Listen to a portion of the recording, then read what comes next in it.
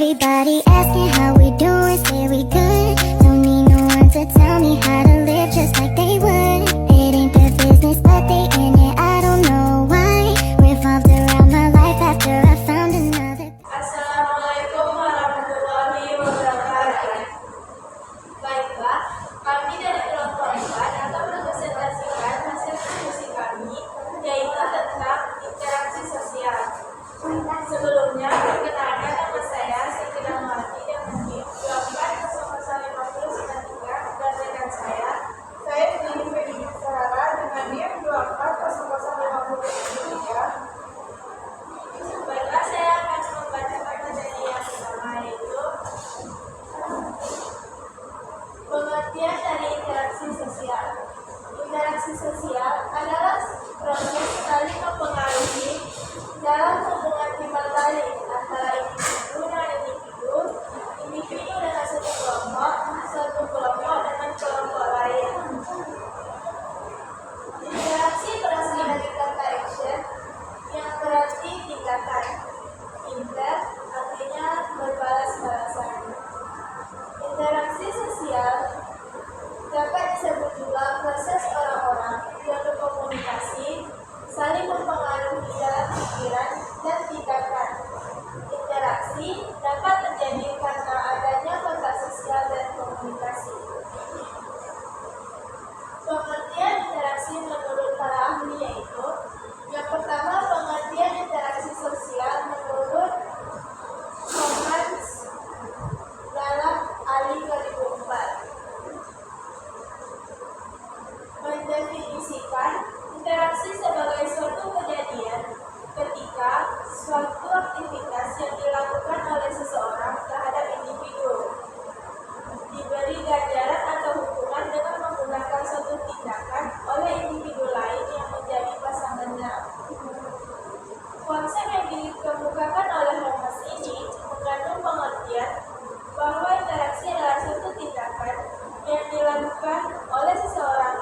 Dalam interaksi merupakan suatu stimulus bagi tindakan individu lain yang menjadi pasangannya. Yang kedua yaitu pengertian interaksi sosial menurut Bonner. Interaksi sosial merupakan suatu hubungan antara dua orang atau lebih individu di mana kelakuan individu mempengaruhi, mengubah atau mempengaruhi individu lain atau sebaliknya.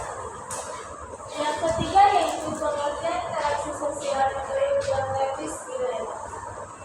Interaksi sosial merupakan hubungan sosial yang dinamis, menyangkut hubungan antar individu dan kelompok atau antar kelompok. Jadi, interaksi sosial adalah proses di mana orang-orang menjalin kontak dan berkomunikasi, saling berpengaruh dan mempengaruhi dalam pikiran dan tindakan. Interaksi sosial dapat terjadi antar individu dengan individu, antar individu dengan kelompok, dan antar kelompok dengan kelompok. Yang terpenting dalam interaksi sosial adalah pengaruh timbal balik.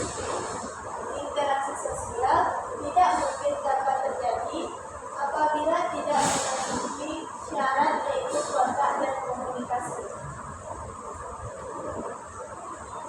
Faktor yang mendasari interaksi sosial. Yang pertama yaitu sugesti. Sugesti adalah pemberian pengaruh pandangan seseorang kepada orang lain dengan cara tertentu sehingga orang tersebut mengikuti pandangan atau pengaruh tersebut tanpa berpikir panjang.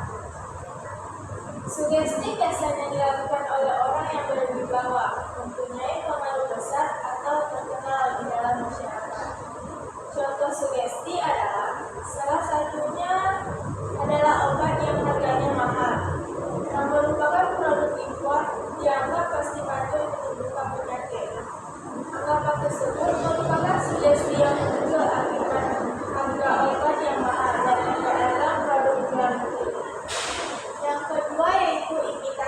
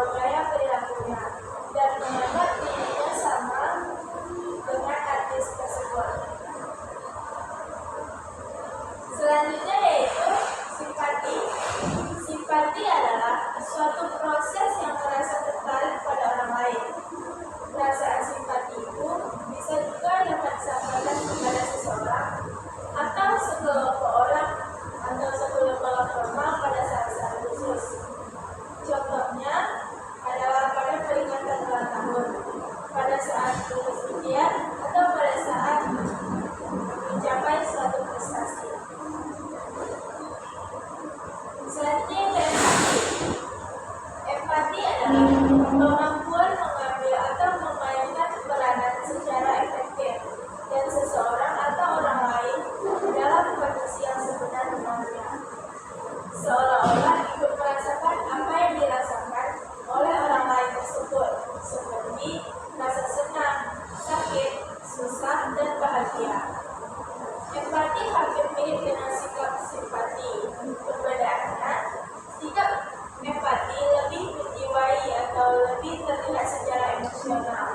Contohnya yaitu saat kita turut merasakan empati terhadap masyarakat Yogyakarta yang menjadi korban letusan Gunung Merapi. Yang terakhir yaitu motivasi.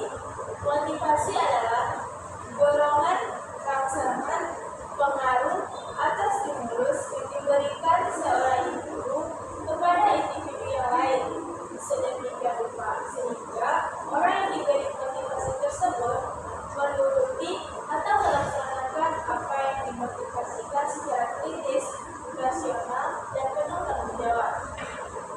Contoh dari motivasi ini adalah guru yang memberikan motivasi kepada siswanya supaya siswanya semakin giat belajar. Baiklah, materi selanjutnya akan dilanjutkan oleh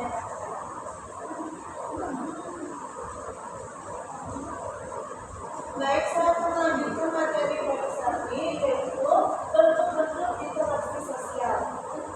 Hubungan yang terjadi antara warga masyarakat berlangsung sepanjang waktu. Rentang waktu yang panjang serta banyaknya warga yang terlibat dalam hubungan antar warga melahirkan berbagai bentuk interaksi sosial. Dimanapun dan kapanpun kehidupan sosial selalu diwarnai oleh dua kecenderungan yang saling bertolak belakang. Di satu sisi, manusia berinteraksi untuk saling bekerjasama, menghargai, menghormati, hidup rukun, dan bergotong royong. Di sisi lain, manusia berinteraksi dalam bentuk pertikaian, peperangan, tidak adanya rasa saling memiliki. Dengan demikian, interaksi sosial mempunyai dua bentuk, yaitu interaksi sosial mempengaruhi pada bentuk penyatuan, proses asosiatif, dan pengaruh pada bentuk pemisahan, proses asosiatif. Interaksi asosiatif. Interaksi sosial asosiatif adalah bentuk interaksi sosial yang menghasilkan kerjasama. Ada beberapa bentuk interaksi sosial asosiatif antara lain sebagai berikut. Yang A yaitu kerjasama. Kerjasama adalah suatu usaha bersama antara orang perorangan atau kelompok manusia untuk mencapai satu atau beberapa tujuan bersama. Kerjasama timbul apabila orang menyadari bahwa mereka mempunyai kepentingan yang sama, dan pada saat yang bersamaan mempunyai cukup pengetahuan dan pengadilan terhadap diri sendiri untuk memenuhi kepentingan tersebut. Kesadaran akan adanya kepentingan yang sama dan adanya organisasi merupakan fakta-fakta yang penting dalam kerjasama yang berguna. Yang B yaitu akomodasi. Akomodasi adalah suatu proses di mana orang perorangan atau kelompok manusia yang mula-mula saling bertentangan, saling mengadakan penyesuaian diri untuk mengatasi ketegangan-ketegangan. Yang C itu akulturasi. Akulturasi adalah suatu proses yang timbul apabila suatu kelompok manusia dan kebudayaan tertentu dihadapkan dengan unsur-unsur dari kebudayaan asing dengan sedemikian rupa sehingga unsur-unsur kebudayaan asing dan sedemikian rupa sehingga unsur-unsur kebudayaan asing itu lambat lalu diterima tanpa menyebabkan hilangnya kepribadian kebudayaan itu sendiri. Biasanya unsur-unsur kebudayaan asing yang mudah diterima adalah unsur-unsur kebudayaan kebenaran dan peralatan sangat mudah dipakai dan dirasakan sangat bermanfaat seperti komputer, handphone, mobil, dan lain-lain. Sedangkan kebudayaan asing yang sulit diterima adalah unsur kebudayaan asing yang sulit diterima adalah kebudayaan menyangkut ideologi, keyakinan, atau nilai tertentu itu yang menyangkut prinsip hidup seperti paham komunisme, kapitalisme, liberalisme, dan lain-lain. Yang terakhir